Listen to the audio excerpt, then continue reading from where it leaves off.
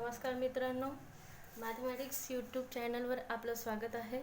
मी professor पूजा कुंडलवाल आपल्यासमोर घेऊन आले आहे 12th class maths new syllabus सत्र 2020-21.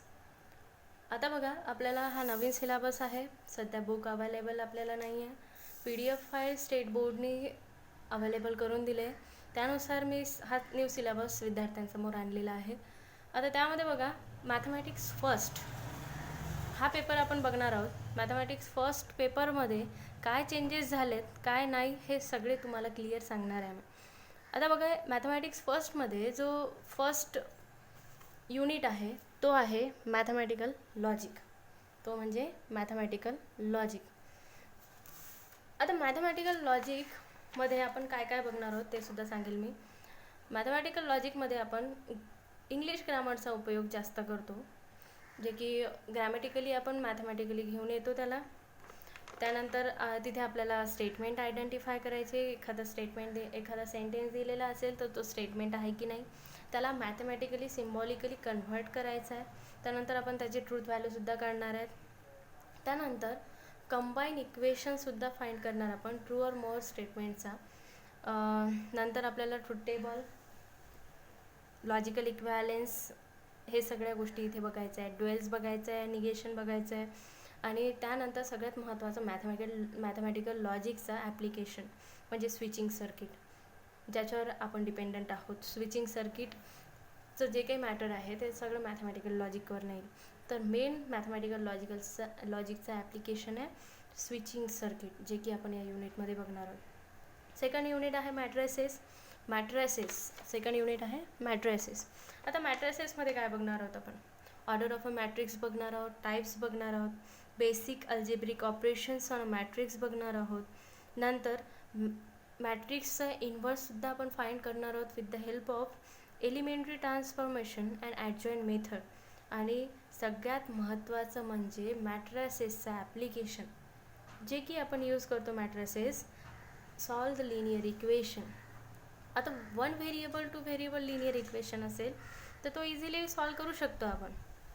2 व्हेरिएबल लिनियर इक्वेशन असेल, but 3 variable, 4 variable, 5 variable up to so on, जे काही जेवढी क्वांटिटीज व्हेरिएबलची वाढेल तर त्यानुसार ते लिनियर इक्वेशन सॉल्व करण्यासाठी प्रॉब्लेम्ससुद्धा टाईम जास्त लागेल. सॉल्व होतं पण टाईम जास्त लागेल. With the help of matrices we easily find out. Okay, next unit आहे आपलं ट्रिग्नॉमेट्रिक फंक्शन. जे की अत्यंत महत्त्वाचं आहे, कारण की ट्रिग्नॉमेट्रिक फंक्शन असा आहे की जो आपल्याला सेकंड पेपरमध्ये सुद्धा कामी येणार आहे. आता या ट्रिग्नॉमेट्रिक फंक्शनमध्ये इथे आपल्याला काय काय फाइंड आउट करायचं आहे, काय दिलेलं आहे, काय करायचं आहे. आता बघा, ट्रिग्नॉमेट्रिक फंक्शनमध्ये principal solution and general solution find out करायचं आहे आपल्याला. नंतर मग solution of triangles find out करायचे. आता solution of triangles find out करायचे म्हणजे त्याच्यामध्ये तुम्हाला दिलेलं आहे sine rule, cosine rule, projection rule and आपण ट्रायंगलचा एरियासुद्धा फाइंड करू शकतो. त्यानंतर तुम्हाला 4th युनिट दिलेला आहे pair of straight line. 4th unit आहे तुम्हाला पेअर ऑफ स्ट्रेट लाईन.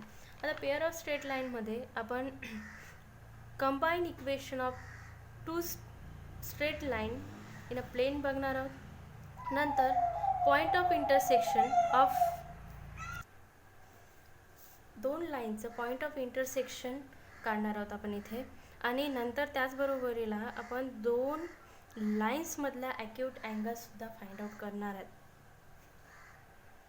त्यानंतर 5th युनिट दिलेलं आहे तुम्हाला वेक्टर्स. आता वेक्टर्समध्ये काय बघणार आहोत? 11वीत आपण बघितलेलं आहे फिजिक्समध्ये स्केलार आणि व्हेक्टर्स. तर तोच बेसिक इथे वापरण्यात येणार आहे वेक्टर्समध्ये. बघा काय बघणार आहोत आपण? स्केलार अँड व्हेक्टर्स बघणार आहोत. त्यानंतर स्केलार अँड व्हेक्टर प्रोडक्टसुद्धा बघणार आहोत. त्यानंतर ॲप्लिकेशन ऑफ व्हेक्टरमध्ये एरिया ऑफ ट्रायंगल बघणार आहोत आपण. Work done by force, movement of a force, ह्या सगळ्या गोष्टी बघणार आहोत आपण. आणि सगळ्यात महत्त्वाचं म्हणजे इंटरप्रेट करणार आपण scalar triple product. 6th unit आहे तुमचं लाईन अँड प्लेन. आता 6th युनिटच्या जागी मागच्या वर्षी 6th युनिट हा होता 3 डायमेन्शनल जॉमेट्री, ज्याला की आपण 3D म्हणतो. बट यावर्षी त्या जागेवर लाईन अँड प्लेन हा युनिट आणला आहे. मागच्या वर्षी 6 युनिट 3 डायमेन्शन होता, 7th युनिट लाईन होता, 8 युनिट प्लेन होता. बट त्यांनी लाईन आणि प्लेन हा युनिट मर्ज करून त्याला 6 नंबर दिला. आणि जो 3 डायमेन्शन जॉमेट्री आहे त्याचा उपयोग लाईन आणि प्लेनमध्ये होणार आहे. ओके, तर 6 युनिट इथे आहे लाईन आणि प्लेन. आता लाईन अँड प्लेनमध्ये काय असणार आहे बघा, आपण इथे लाईनचे डिफरंट इक्वेशन ऑफ फॉर्म्स बघणार आहोत. ओके, त्याचबरोबरीला आपण angle between line and plane बघणार आहोत.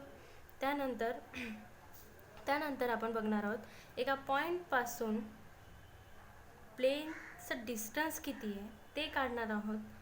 नंतर मग आपण प्लेनचे डिफरंट फॉर्म बघणार आहोत, इक्वेशन्स बघणार आहोत आणि angle between line and plane बघणार आहोत या युनिटमध्ये. आणि तुमचा 7वा युनिट आहे लिनियर प्रोग्रामिंग प्रॉब्लेम.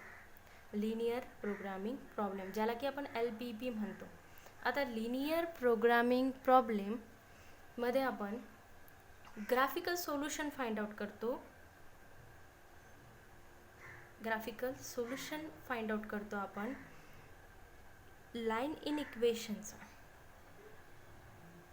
ओके, त्यानंतर आपण फॉर्म्युलेट करणार लिनियर प्रोग्रामिंग प्रॉब्लेम. आता बघा, लिनियर प्रोग्रामिंग प्रॉब्लेमचा सगळ्यात महत्त्वाचा उपयोग म्हणजे आपण बिझनेस प्रॉब्लेम मॅथमॅटिकली कन्वर्ट करू शकतो. ओके, आता इथे बघा आपल्याला फाइंड करायचं आहे solution of linear programming problem by using graphical method. हा सगळ्यात महत्त्वाचा पॉईंट आहे या युनिटमध्ये. Find the solution of LPP by graphical solution. त्याचबरोबरीला आता बघा आपल्याला बघायचं आहे,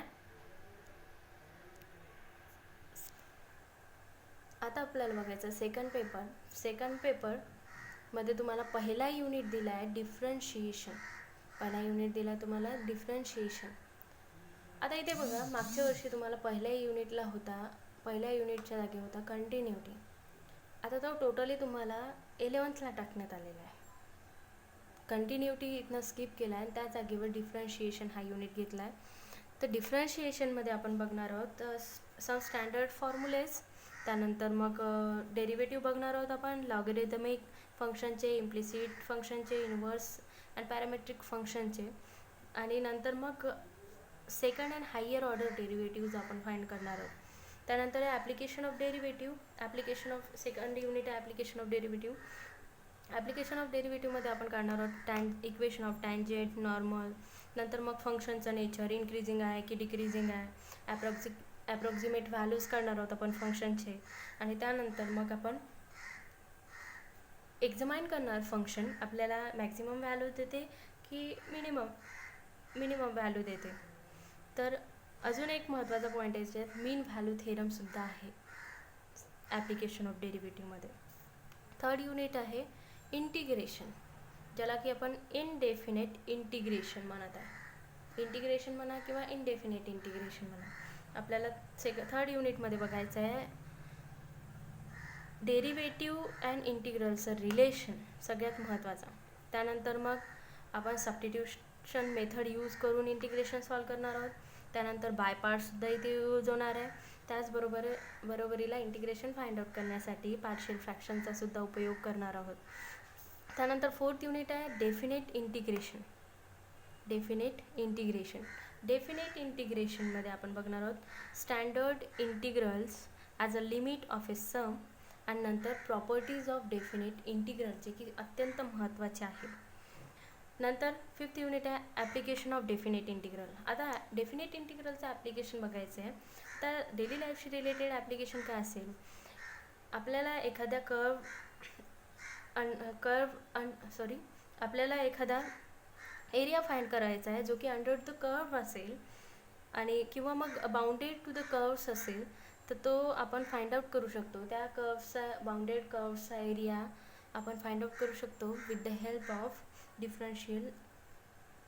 डेफिनेट इंटिग्रेशनने. ओके, त्यानंतर आपला 6 युनिट आहे डिफरन्शियल इक्वेशनमध्ये काय बघणार आहोत आपण, ऑर्डर अँड डिग्री बघणार आहोत. डिफरन्शियल इक्वेशनची ऑर्डर आणि डिग्री फाइंड आउट करणार आहोत.